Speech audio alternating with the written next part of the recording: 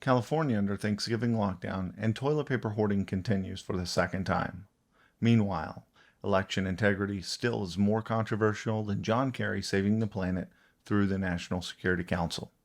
I'm Miles Rahimi, and this is OK Miles.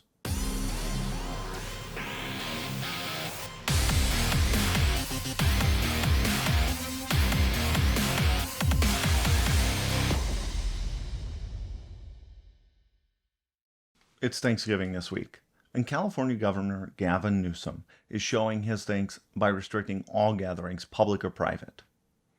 That's good news for political arguments at the dinner table, because Democrats will typically be held up in their home, isolating themselves and social distancing from COVID-19, while Republicans will be enjoying a nice family feast.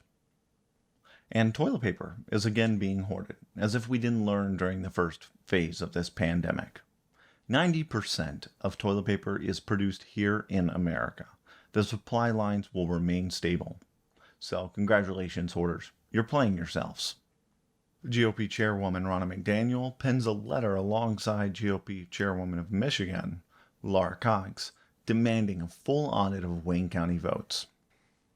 I don't understand the controversy behind asking for full transparency in an election, or for that matter, voter ID.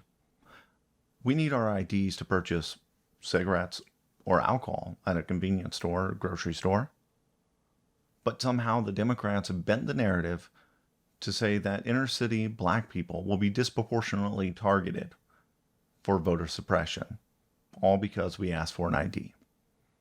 Have you ever met an inner city black person or anyone in the inner city without an ID?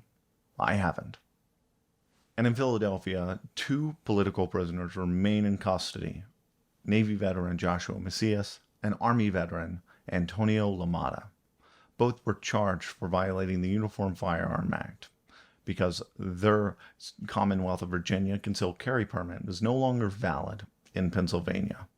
And on November 6th, Larry Krasner, the district attorney for Philadelphia, made it clear why they were being charged. I can tell you this, there are several offenses that are not traditionally used in criminal court because elections don't happen every day, and also because most elections don't get this heated.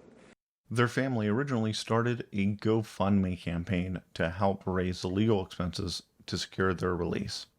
However, GoFundMe determined that it violated their terms and conditions and killed the campaign. So we have started a GiveSendGo crowdfunding campaign. Link is below. Go ahead and check out the website at freemacias.com and give today.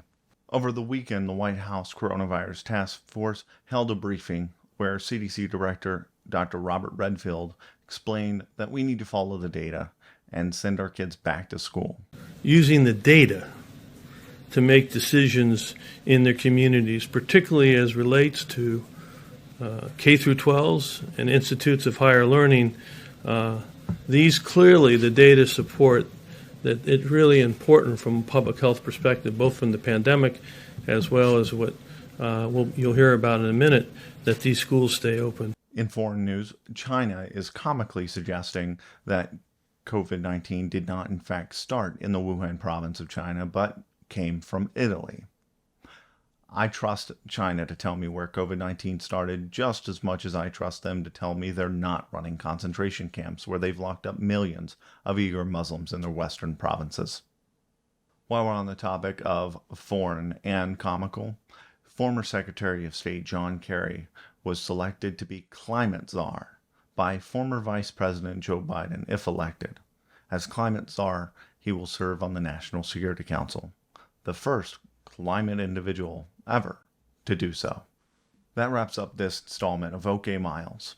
If you'd like to support a good veterans cause, go over to revelybridge.org and check out this Veterans Foundation that wants to set the new standard in veteran care.